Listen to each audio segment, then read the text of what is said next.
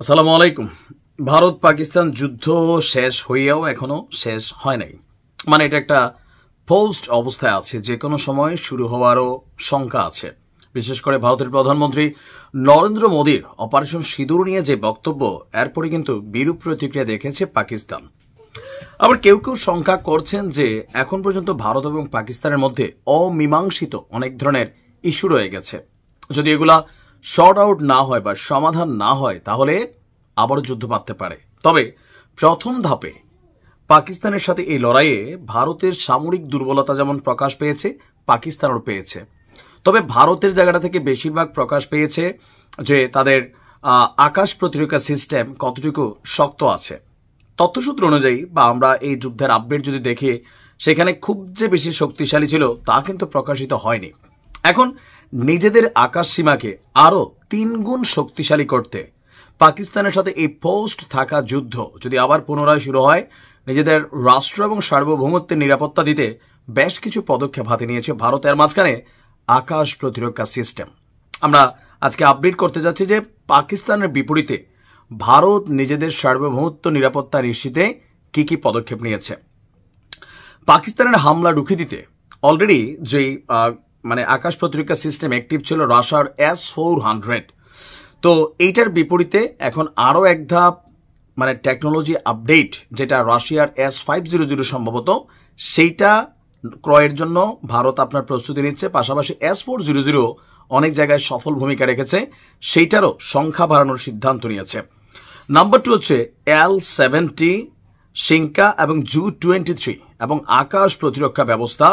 আকাশ সীমাকে আরও নিশ্চিদ্র নিরাপত্তা দিতে প্রস্তুতি নিচ্ছে ভারত।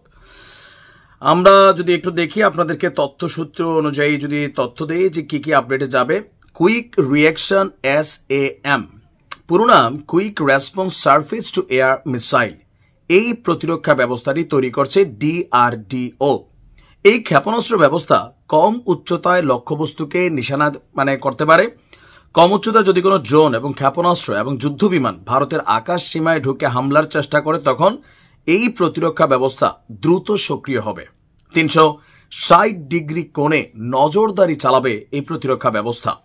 আপনার বলা হচ্ছে যে এই ক্ষেপণাস্ত্রটি একসাথে 25-30 কিলোমিটার দূরের লক্ষ্যবস্তুকেও নিশানা করতে পারে। নাম্বার 2 VLSRSAM, পুরো নাম হচ্ছে vertically launched short range surface two air missile, অর্থাৎ স্বল্প পাল্লার ভূমি থেকে আকাশে ক্ষেপণাস্ত্র।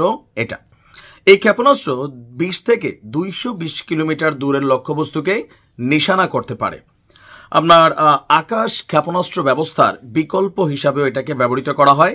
যেমন কোনো লক্ষ্যবস্তু যেমন ড্রোন, ক্ষেপণাস্ত্র, হেলিকপ্টার, এটা নিমিষে ধ্বংস করে দিতে পারবে। আর এটার সফল পরীক্ষাও একসময় চালানো হয়েছিল, আপডেট করা হচ্ছে। আকাশ NSG হচ্ছে নাম্বার 3, পুরো নাম আকাশ নেক্সট জেনারেশন। এই ক্ষেপণাস্ত্রটি 70 থেকে 80 কিলোমিটার দূরের লক্ষ্যবস্তুকে নিখুঁতভাবে নিশানা করতে পারে। এটি আকাশ ক্ষেপণাস্ত্র ব্যবস্থার উন্নততর রূপ। আর মাঝারি পাল্লার ক্ষেপণাস্ত্র, অত্যাধুনিক রেইডার, এটার বেশ কিছু পজিটিভ ভূমিকা আমরা যদি দেখি রয়েছে। এর পাশাপাশি রাশিয়ার তৈরি S-400 পরবর্তী যে ভার্সনগুলো আছে, সেগুলো আরও বড় আকারে কেনার উদ্যোগ নিয়েছে ভারত। এমনকি খুব দ্রুত এগুলা শিপমেন্ট হবে আপনার, এমন তথ্যই ভারতীয় মিডিয়া দিচ্ছে। কারণ পাকিস্তানের সাথে আবারও যদি যুদ্ধ হয়, তাহলে নিজেদের যে দুর্বল দিকগুলো খুঁজে পেয়েছে, যে আকাশ সীমা নিরাপদ না, সেটাকেই নিশ্চিদ্র নিরাপত্তা দিতে ভারত আরও বড় রকমের পদক্ষেপ হাতে নিয়েছে। বিপরীতে পাকিস্তানের অবস্থান কি, সময় বলে দিবে। ভালো থাকুন।